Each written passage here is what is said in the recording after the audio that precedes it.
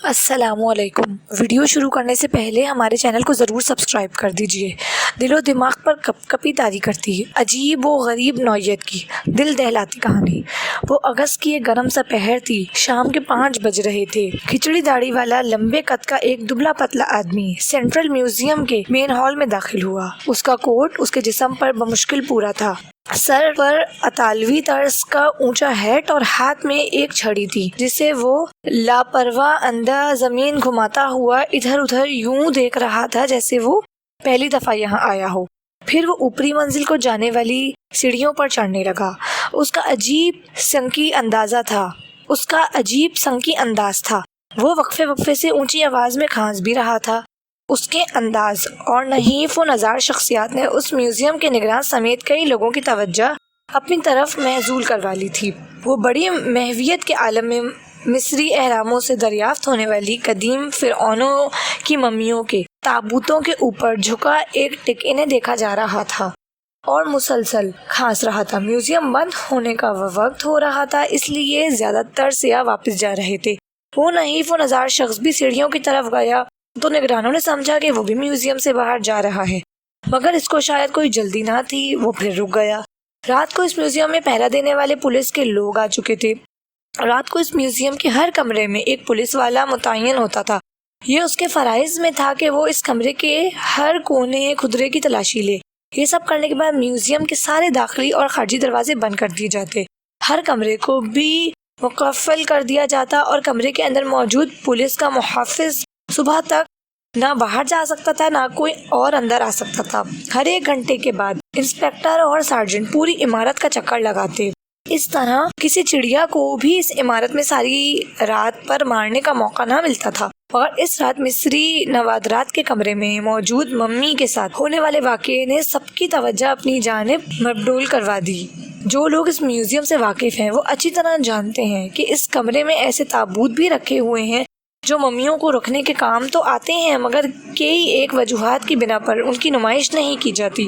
ان کے ڈھکن دوسرے تابوتوں کی طرح شیشے کے نہیں بلکہ لکڑی کے ہوتے ہیں۔ ان کے اندر رکھی مہیب ممیوں کو رات کی تنہائی اور سناٹے میں جھانکنا بڑے دل گردے کا کام تھا۔ پولیس کا جو کانسٹیبل رات بھر اس کمرے میں ان تابوتوں کے ساتھ تنہا رہتا، اس کی ہمت کی داد دینی چاہیے۔ بجلی کی کہکہوں کی روشنی اتنے بڑے کمرے کے ہر گوشے کو منور کرنے کے لیے ناکافی تھی، اور پھر رات کو دروازہ بھی باہر سے مقفل ہوتا۔ اس رات بھی ڈیوٹی پر موجود کانسٹیبل نے اس کمرے میں موجود سارے تابوتوں پر ایک نظر ڈالی اور پھر ٹارچ اوپر اٹھا کر تاریک گوشوں میں بھی جھانکنے کی کوشش کرنے لگا۔ پھر وہاں کسی کو نہ پا کر وہ مطمئن ہو گیا۔ اس کے بعد وہ سیڑھیاں چڑھتا ہوا اس گیلری کی طرف چلا گیا۔ وہاں سے ٹارچ کی روشنی ڈال کر نیچے کے کمرے کو دیکھنے لگا۔ نیچے والے کمرے کی روشنیاں جل رہی تھیں اور سارجنٹ ابھی چابیاں لے کر نہیں آیا تھا۔ ابھی وہ وہاں کھڑا اس کا انتظار کر ہی رہا تھا کہ وہ واقعہ ہو گیا۔ نیچے کمرے کے کسی تاریک گوشے سے کسی کے کھانسنے کی آواز بھری۔ کانسٹیبل ایک دم چونکا اور پھر فوراً ہی ایک ساتھ 2-3 سیڑھیاں پلانگتا ہوا نیچے اترنے لگا۔ اس کی ٹارچ کی روشنی مختلف مجسموں اور تاریک گوشوں کو کھنگال رہی تھی، مگر آواز دوبارہ نہ ابھری، اس لیے اس کی سمت کا اندازہ بھی نہ ہو سکا۔ کانسٹیبل نے دوسری دفعہ تمام تابوتوں کو ایک ایک کر کے غور سے دیکھا۔ جب وہ ہر جگہ کا اچھی طرح معائنہ کر چکا اور کوئی مشکوک چیز نہ ملی تو وہ سوچنے لگا کہ یہ آواز شاید اس کے تخیل کا شاخسانہ تھی۔ اس کی ٹارچ کی روشنی آخری تابوت کے اوپر رینگتے ہوئے آگے بڑھی تو اس کی ریڑھ کی ہڈی میں خوف کی ایک لہر دوڑ گئی۔ اس نے دیکھا کہ تابوت بالکل خالی تھا، حالانکہ اس کو اچھی طرح یاد تھا کہ ابھی کچھ دیر پہلے جب اس نے ان تابوتوں کو چیک کیا تھا تو اس تابوت میں بھی ایک ممی لیٹی ہوئی تھی۔ اس خوفناک انکشاف نے اس کے پورے بدن کے رونگٹے کھڑے کر دیے۔ اس نے فوراً سے بیشتر اس کمرے کی ساری روشنیاں جلا ڈالی۔ اوپر نگاہ ڈالی تو حیرت کا ایک اور شدید جھٹکا لگا۔ اوپر گیلری اندھیرے میں ڈوب چکی تھی، حالانکہ اسے اچھی طرح یاد تھا کہ جب وہ کسی کے کھانسنے کی آواز سن کر نیچے بھاگا تھا تو اس گیلری کی ساری روشنیاں جل رہی تھیں۔ اس سے پہلے کہ وہ مزید کوئی قدم اٹھاتا، سارجنٹ کی تیز آواز کمرے کے سکوت کو چیر گئی۔ یہاں روشنیاں کس نے بند کی ہیں؟ میں بھی یہی جاننے کی کوشش کر رہا ہوں کہ یہ روشنیاں کس نے گل کی ہیں۔ کانسٹیبل نے فوراً وضاحت کی اور پھر اس نے کسی کے کھانسنے اور ممی کے غائب ہونے کی ساری بات جلدی جلدی بتا دی۔ یہ ممی اس کمرے میں کب سے تھی؟ سارجنٹ نے پوچھا۔ جہاں تک مجھے یاد ہے تقریباً 1 ماہ پہلے سے ممی کو اوپر والے کمرے میں بھیج دیا گیا تھا، مگر پچھلے ہفتے سے دوبارہ اس کمرے میں منتقل کر دیا گیا تھا، مگر یقین سے کچھ نہیں کہہ سکتا کیونکہ کل رات یہاں اس کمرے میں ڈیوٹی پر کوئی اور تھا۔ سارجنٹ جانتا تھا کہ اس کی یہ بات بالکل سچ ہے کیونکہ کسی کانسٹیبل کی اس ایک کمرے میں مستقل ڈیوٹی نہیں لگائی جاتی تھی، بلکہ ہر 2-3 روز بعد انہیں بدل دیا جاتا تھا، اور اس کانسٹیبل کی ڈیوٹی پچھلے 2 ہفتوں سے یہاں نہیں لگی تھی۔ بہت عجیب بات ہے، سارجنٹ بڑبڑایا، اور پھر اگلے ہی لمحے اس کی سیٹی بج اٹھی۔ سارے لوگ دوڑتے ہوئے وہاں آ گئے کیونکہ ابھی کوئی بھی دروازہ مقفل نہیں ہوا تھا۔ یوں لگتا ہے کوئی شخص میوزیم میں چھپا ہوا ہے، سب کمروں کی دوبارہ تلاشی لو، اس نے مختصر حکم دیا۔ سارے کانسٹیبل ادھر ادھر پھیل گئے اور سارجنٹ خود نیچے اس کمرے کے معائنے کے لیے چلا گیا، مگر وہاں کوئی سراغ نہ ملا۔ دوسرے لوگوں کو بھی کوئی کامیابی نہ ملی، کہیں کسی آدمی کے چھپنے کا کوئی نشان نہ تھا۔ باقی کی رات مزید کسی قابل ذکر واقعے کے گزر گئی۔ غائب ہونے والی ممی اور بھوت کی چھینک بھی معمہ ہی رہ گئی۔ پولیس صبح واپس چلی گئی، مگر سارجنٹ گمشدہ ممی کے معاملے کے مزید تحقیق کے لیے جلد ہی میوزیم میں لوٹ آیا۔ اب اسے میوزیم کے نگراں سے کچھ معلومات حاصل کرنا تھی۔ اس کی بات سن کر میوزیم کا نگران حیرت سے اچھل پڑا۔ مگر جناب، وہ تابوت تو کافی عرصے سے خالی پڑا ہے، اس کے اندر تو کوئی ممی نہیں تھی۔ مگر میرے کانسٹیبل نے بتایا کہ اس نے کل رات اس تابوت میں ایک ممی دیکھی تھی۔ سارجنٹ نے وضاحت کی تو نگران نے الجھی ہوئی نظروں سے اس کی طرف دیکھا، پھر اپنے ایک ماتحت کی طرف متوجہ ہوا اور بولا، کل اس کمرے کا انچارج کون تھا؟ میں خود تھا جناب۔ کیا وہاں کوئی خاص یا عجیب شخص دیکھا گیا؟ نہیں، کوئی نہیں، کم از کم شام 6 بجے تک کوئی نہیں۔ اور اس کے بعد؟ پھر میں چائے پینے چلا گیا تھا، تب وہاں کون نگران تھا؟ Mister rice. رائس کو جلدی بلاؤ۔ جلد ہی رائس وہاں آ گیا۔ نگراں اس سے پوچھنے لگا، تم کل شام مصری کمرے میں کتنی دیر تک تھے؟ تقریباً آدھا گھنٹہ جناب۔ کیا تمہیں یقین ہے کہ وہاں کوئی مشکوک شخص نہیں آیا تھا؟ وہ کچھ ہچکچایا، پھر جھجکتے ہوئے بولا، میں معافی چاہتا ہوں جناب کہ میں نے اس کی اطلاع پہلے آپ کو نہیں دی۔ وہاں ایک شخص آیا تھا جو فراک کوٹ میں ملبوس تھا اور اس کے سر پر اطالوی طرز کا اونچا ہیٹ تھا۔ مجھے یاد نہیں کہ میں نے اسے اس کمرے سے باہر آتے دیکھا ہو۔ تمہیں اس واقعے کی فوری اطلاع مسٹر بارٹن کو دینی چاہیے تھی، نگران نے تشویش زدہ انداز میں کہا۔ پھر وہ سارجنٹ کی طرف مڑا اور مسکراتے ہوئے بولا، میرا خیال ہے یہ سب وہم کے سوا کچھ نہیں، پہلے بھی ایسے واقعات ہوتے رہے ہیں۔ ابھی یہ الفاظ ان کے ہونٹوں پر ہی تھے کہ میوزیم کا ماہر آثار قدیمہ بدحواسی کے عالم میں بھاگتا ہوا وہاں آیا اور چلاتے ہوئے کہنے لگا، جناب، مصری شاہی پیالہ اپنی جگہ سے غائب ہے۔ کیا؟ سب ایک ساتھ حیرت سے چلا اٹھے۔ کوئی توقف کیے بغیر وہ اٹھے اور اس کمرے کی طرف بھاگتے تیزی کے ساتھ سیڑھیاں عبور کیں اور مصری کمرے کے اوپر گیلری میں پہنچ گئے، جہاں یہ مصری شاہی پیالہ ایک الماری میں مکفل تھا۔ یہ پیالہ دیکھنے میں تو کوئی خاص نہیں تھا، مگر ساری دنیا اس کی قدر و اہمیت اور قیمت سے بخوبی آگاہ تھی۔ یہ فرعون توتا آمون کا استعمال شدہ پیالہ تھا، جس میں وہ ہر روز رات کے کھانے کے بعد شراب پیتا تھا۔ بعد میں یہ پیالہ اس کی ممی کے ساتھ اس کے مقبرے سے دریافت ہوا تھا۔ یہاں اس میوزیم سے اس کا چرانا مشکل ہی نہیں بلکہ ناممکن تھا، مگر اس وقت وہاں اس الماری کے اندر اس کی جگہ ایک نقلی پیالہ پڑا تھا جو دیکھنے میں اصلی کی ہو نقل تھا، اور اتنی کمال نقل تھی کہ عام آنکھ سے اس کو پہچاننا ناممکن تھا۔ یہ تو ماہر آثار قدیمہ کا فن تھا کہ اس نے ایک نظر میں نقلی پیالے کو پہچان لیا۔ ہر شخص کی قوت گویائی سلب ہو چکی تھی۔ اب کیا کیا جائے؟ سب کی آنکھوں میں ایک ہی سوال تھا۔ 1 منٹ سے بھی پہلے میوزیم کو خالی کروا کر تمام دروازے بند کر دیے گئے۔ ہر کوئی اس انہونی پر پریشان اور حیرت زدہ تھا۔ سارجنٹ نے اپنی انگلی ہونٹوں پر رکھ کر سب کو چپ رہنے کا اشارہ کیا اور بولا، سنو، کہیں سے کوئی آہٹ سنائی دے رہی ہے۔ ایک دم پورے کمرے میں خاموشی چھا گئی اور سارے لوگ چوکنے ہو گئے۔ آہٹ ایک بار پھر سنا دی تو سب اس طرف بھاگے جہاں سے آواز آ رہی تھی۔ ایک شیشے کے دروازے کے پیچھے ہلکی سی آہٹ سنائی دے رہی تھی۔ جلدی سے چابیاں لائی گئیں اور جب دروازہ کھلا تو پھر شاہی پیالے کی گمشدگی کے بعد اس صبح کی دوسری حیرت انگیز دریافت سامنے آئی۔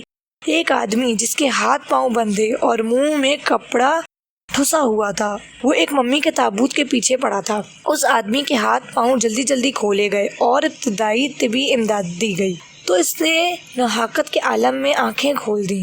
اس کے جسم پر لباس بھی مکمل نہیں تھا اور وہ تیز تیز یوں سانس لے رہا تھا جسے کسی نشے کے زیر اثر ہو۔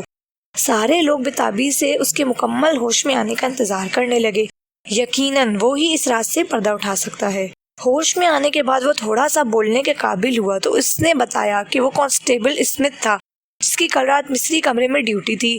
کل رات جب وہ ڈیوٹی پر گشت کر رہا تھا تو کسی نے عقب سے اس پر حملہ کر کے اس کو باندھ دیا۔ وہ اپنے مخالف کی کوئی جھلک نہ دیکھ سکا کیونکہ اس نے اسے عقب سے یوں دبوچا تھا کہ وہ بالکل بھی مزاحمت کے قابل نہیں رہا تھا۔ حملہ آور نے کوئی دوا، شاید کلوروفارم، اس کو سونگھا دیا تھا کیونکہ جب اس کو دوبارہ ہوش آیا تو وہ ممی کے تابوت کے پیچھے پڑا تھا۔ یہ تھی اس کی کل کہانی۔ اس قابل ذکر واقعے کے بعد ایک آخری اور تیسری دریافت بھی ہوئی اور وہ یہ کہ محافظوں کو وہاں پرانے کپڑوں کا ایک بنڈل ملا جس میں ایک قدیم اطالوی طرز کا ہیٹ، ایک رنگ اڑا فراک کوٹ، ایک پتلون اور ایک جوڑا جوتے شامل تھے، اور یہ بنڈل ایک طویل قامت مجسمے کے پیچھے چھپائے گئے تھے جہاں پر پہلے کسی کی نظر ان پر نہ پڑی تھی۔ مزید کوئی سراغ نہ ملا تو مصری کمرے کو بند کر دیا گیا۔ اگلے دن یہ معاملہ اخبارات کی شہ سرخیوں کی زینت بھی بن گیا۔ کئی دن تک میوزیم سوراخ رسانوں کی اماجگاہ بنا رہا۔ 2 ہفتے گزر گئے اور مصری روم بدستور بند رہا۔ کانسٹیبل اسمتھ کی شخصیت اس معاملے میں مشکوک تھی مگر کوئی قابل ذکر ثبوت تفتیش کارواں کے ہاتھ نہیں لگا تھا۔ مگر پھر ایک حیرت انگیز بات ہوئی۔ 11 دن بعد میوزیم دوبارہ کھول دیا گیا اور فرعون کا اصلی شاہی پیالہ اپنی پرانی جگہ نظر آنے لگا۔ اب وہ دوبارہ لوگوں کے نظارے کے لیے اپنی جگہ موجود تھا۔ یہ کہاں گیا تھا، اسے کون لے گیا تھا اور یہ کہاں سے واپس ملا، یہ راز کوئی نہیں جانتا تھا سوائے چند اعلیٰ حکام کے اور میرے۔ اب آپ پوچھیں گے میں کون ہوں اور مجھے اس پیالے کے بارے میں کیسے معلوم ہے؟ تو بس آپ اتنا جان لیجیے کہ یہ پیالہ 11 دن تک میرے قبضے میں رہا تھا۔ اس سے آپ کو سمجھ جانا چاہیے کہ میں کوئی عام چور و چکا نہیں ہوں، میں ایک فنکار ہوں اور میرا کام ہر ادارے کی خامیاں تلاش کرنا اور ان سے فائدہ اٹھانا ہے۔ اس کام کے بدلے میں گراں قدر فیس وصول کرتا ہوں۔ ایک فرانسیسی میوزیم میں نپولین کا مشہور شاہی تاج ناقص حفاظت میں تھا۔ میں نے ایک معقول فیس کے بدلے اسے ایک عرب شہزادے کی خواہش پر نقلی تاج سے اس طرح بدلا کہ آج تک کسی کو علم نہیں ہو سکا کہ وہاں میوزیم میں رکھا تاج نقلی ہے۔ اسی طرح قاہرہ کے عجائب گھر سے ایک ممی کو بھی میں نے اس طرح غائب کیا کہ حکام کو 2 دن بعد ہی اس کی جگہ پڑی ممی کے نقلی ہونے کا شک گزرا۔ ان قدیم اور تاریخی اشیاء کی نقل بنانے میں میرا مددگار برمنگھم سے تعلق رکھنے والا ایک انگریز فنکار تھا۔ مجھے اپنے ان کارناموں پر کوئی زیادہ فخر نہیں مگر اس پیالے کے معاملے میں مجھے اپنی پوری توانائی صرف کرنا پڑی۔ اس عجائب گھر کے حفاظتی انتظامات کو جانچنے کے لیے میں 2-3 دن مسلسل یہاں آتا رہا۔ اس دوران میں مجھے یہ اندازہ ہوا کہ جس الماری میں یہ شاہی پیالہ رکھا ہوا تھا اس کی حفاظت کا کوئی خاطر خواہ بندوبست نہ تھا۔ اس دوپہر بھی میں اسی الماری کے آس پاس منڈلا رہا تھا جب میوزیم کا ایک گارڈ خواتین کے ایک گروپ کو ایک مصری کمرے کی سیر کروا رہا تھا۔ اس نے اس الماری کا تالا کھولا اور اس کے اندر پیالے کے قریب رکھے ایک قیمتی ہار کو ہاتھ میں لے کر اس کی تاریخ بیان کرنے لگا کہ یہ کہاں سے ہے، کب اور کیسے ملا۔ اس کی پشت الماری کی طرف تھی جہاں چابی الماری کے تالے کے ساتھ ہی لٹک رہی تھی۔ آپ یقیناً اس کو بہت بڑی بے احتیاطی قرار دیں گے مگر 4 نوجوان اور دلکش امریکی خواتین کی موجودگی میں اس غلطی کو معاف کیا جا سکتا ہے۔ میں بھی لاپرواہانہ انداز میں ان کے قریب جا کر کھڑا ہو گیا۔ گارڈ اپنے پیشہ ورانہ انداز میں تاریخ کو مصنح کر کے پیش کر رہا تھا جسے وہ خاتون منہ کھولے حیرت سے سن رہی تھی۔ میں بھی کچھ دیر وہاں کھڑا اس کی بے سروپا باتیں سنتا رہا۔ پھر میں نے اپنی پتلون کی جیب میں ہاتھ ڈالا اور موم کے ٹکڑے کو تھام لیا۔ پھر میں آگے بڑھنے کے لیے اس کے پیچھے سے گزرا۔ مجھے جگہ دینے کے لیے وہ بولتے بولتے کچھ تھوڑا سا آگے کھسک گیا۔ مجھے بس اسی موقع کی تلاش تھی کیونکہ جب میں وہاں سے گزرا تو ایک لمحے کے لیے میرا ہاتھ جیب سے باہر آیا اور پھر چابی کا نقش اس موم کے ٹکڑے پر پورا اتر چکا تھا۔ اس کارروائی کے دوران میں چابیاں ایک دوسرے کے ساتھ جل ترنگ بجانے سے باز نہ رہی۔ خواتین نے ایک لمحے کے لیے میری طرف دیکھا مگر گارڈ تو اپنے الفاظ کی جادوگری دکھانے میں اس قدر مہو تھا کہ اس نے توجہ کرنے کی کوئی زحمت محسوس نہ کی۔ اس کے بعد میں نے کئی دن تک اس میوزیم کی رات کو پولیس والوں کی ڈیوٹی کا بغور مشاہدہ کیا کہ ان کو کیسے بدلا جاتا ہے۔ مجھے پتہ چلا کہ یہ کل 3 آدمی تھے اور ہر ایک کو ایک ایک ہفتہ ذمہ داری دی جاتی تھی۔ پہلا پولیس والا جو مصری کمرے میں ڈیوٹی دیتا تھا وہ چھوٹے قد اور موٹے جسم کا تھا۔ اگلے ہفتے جس افسر کی ڈیوٹی تھی اس کا نام اسمتھ تھا، وہ دبلا پتلا اور لمبا آدمی تھا۔ یہ شخص میرے کام کا تھا۔ میں نے کئی روز اس کا مشاہدہ کیا اور تب ایک سپہر میں میوزیم میں داخل ہوا۔ میری بکھری داڑھی، مجبول سراپا اور کھوکھلی کھانسی، وہ سب ایک ڈرامے کا حصہ تھا۔ میں ٹہلتا وہ مصری کمرے میں گیا اور یہ دیکھ کر سکون کا سانس لیا کہ ممی کا وہ خاص تابوت ابھی تک اپنی جگہ خالی پڑا ہے۔ میں موقع دیکھ کر ایک تاریک کونے میں کھسک گیا اور تقریباً آدھا گھنٹہ تک وہاں دبکا رہا۔ اس دوران میں میوزیم کا وقت ختم ہو گیا اور پولیس والوں نے پہرے کی ذمہ داری سنبھالنا شروع کر دی۔ ایک پولیس والا اس کمرے میں بھی آ کر جائزہ لینے لگا۔ مجھے خطرہ پیدا ہوا کہ کہیں وہ مجھے دیکھ کر ہی نہ لے، اس لیے میں کچھ گھبرا رہا تھا، مگر پھر خوش قسمتی سے ایک کام میرے حق میں ہو گیا۔ سارجنٹ سیڑھیوں کے اوپر نمودار ہوا اور اس نے پکارا رائن، جس کے حکم پر فوراً لپکا اور سیڑھیوں کو پھلانگتا ہوا چلا گیا۔ اگلے 15 سیکنڈز میں میرا پورا حلیہ بدل گیا۔ نقلی کچڑی داڑھی اور مونچھیں ہٹ گئیں، کالا بدرنگ لباس اتر گیا اور ٹوٹے جوتے بھی کھسک گئے۔ میں نے لباس کو لپیٹا، اس کا بنڈل بنایا اور اس کو ایک بلند مجسمے کے پیچھے پھینک دیا جہاں وہ مشکل سے ہی کسی کی نظر میں آ سکتا تھا۔ کوئی لمحہ ضائع کیے بغیر میں نے ربڑ کا ایک ماسک اپنے چہرے پر چڑھا دیا۔ میرے جسم پر پہلے ہی ایک حنوط شدہ ممی کی طرح پٹیاں لپٹی ہوئی تھیں، صرف پاؤں اور ہاتھ خالی تھے۔ میں نے فوراً ان پر بھی پٹیاں لپیٹ لیں۔ اب میں ایک لمبی سفید مردہ ممی بن گیا تھا۔ میری کمر پر چمڑے کا ایک چھوٹا سا بیگ تھا، اس کے سمیت میں ممی کے خالی تابوت میں اتر گیا اور ایک ممی کی طرح سیدھا لیٹ گیا۔ تھوڑی دیر بعد ایک پولیس والا اس کمرے میں داخل ہوا۔ اس نے ادھر ادھر جھانکا اور پھر واپس چلا گیا۔ اصل مسئلہ 2 گھنٹے بعد شروع ہوا، جب ایک پولیس والے نے سارے کمرے کی تلاشی شروع کر دی۔ ہر کونے خدرے کو کھنگالتا ہوا وہ اس تابوت کے قریب پہنچا جس کے اندر میں ممی بنا لیٹا ہوا تھا، تو ایک لمحے کے لیے میرا دل دھڑکنا بھول گیا کیونکہ اس کی ٹارچ کی روشنی میرے ربڑ کے ماسک پر پڑی۔ ایک لمحے کے لیے رکی، مگر اس سے کوئی شک نہ ہوا کیونکہ میں نے جلد ہی اس کے قدموں کی آہٹ واپس جاتے ہوئے سنی۔ میں نے اس کے اوپر والے کمرے میں جانے کا انتظار کیا۔ تب میں اچھل کر اپنے تابوت سے نکلا اور سیڑھیوں کے نیچے ایک تنگ سی جگہ پر چھپا۔ میرے حلق سے کھانسی کی آواز بلند ہوئی، جسے سنتے ہی وہ محافظ تیزی کے ساتھ سیڑھیوں پر واپس آیا، پھرتی سے نیچے اترا اور بھاگتے ہوئے آدھا کمرہ پار کر لیا، ٹارچ روشن کی اور ادھر ادھر جھانکنا شروع کر دیا۔ مگر اس کا چکر پورا کرنے سے پہلے ہی میں پھرتی سے اپنی جگہ سے نکلا اور ایک پتھر ملیے ستون کے پیچھے جا چھپا جو کمرے کی اونچی چھت کو چھو رہا تھا۔ میں اپنے ہر قدم کی پہلی سے ہی منصوبہ بندی کر چکا تھا، مگر اعتراف یہ ہے کہ ایک مشکل کام تھا۔ میں ہاتھوں اور پاؤں کی مدد سے ایک بند رکی سی مہارت سے گھومتا ہوا اس ستون کے اوپر چڑھ گیا۔ میرے چمڑے کا بیگ اب میرے دانتوں میں مضبوطی سے پکڑا ہوا تھا۔ میں ستون کے اوپر ٹکا تھک چکا تھا، مگر ابھی ایک اور مداری کا کارنامہ میرے سامنے تھا۔ ستون کا اوپری سرا اوپر والی گیلری کی چھت سے زیادہ دور نہ تھا جہاں سے سیڑھیاں مصری روم میں اترتی تھیں۔ یہاں دیوار میں اینٹوں کی ایک ابھری ہوئی تقریباً 11 انچ چوڑی قطار تھی جو پوری دیوار میں چلی گئی تھی۔ میں نے اپنا قدم ستون سے ہٹا کر ان ابھری ہوئی اینٹوں پر رکھا، جسم کو اوپر اٹھایا اور پھر ایک ہلکی سی جست لگا کر سیڑھیوں کی ریلنگ کو تھام لیا۔ اگلے ہی لمحے میں سیڑھیوں کے اوپر تھا اور پھر گیلری کے اندر پہنچنے میں مجھے کوئی تاخیر نہ ہوئی۔ منصوبے کے مطابق میں نے اس کمرے کی ساری روشنیاں گل کر دیں۔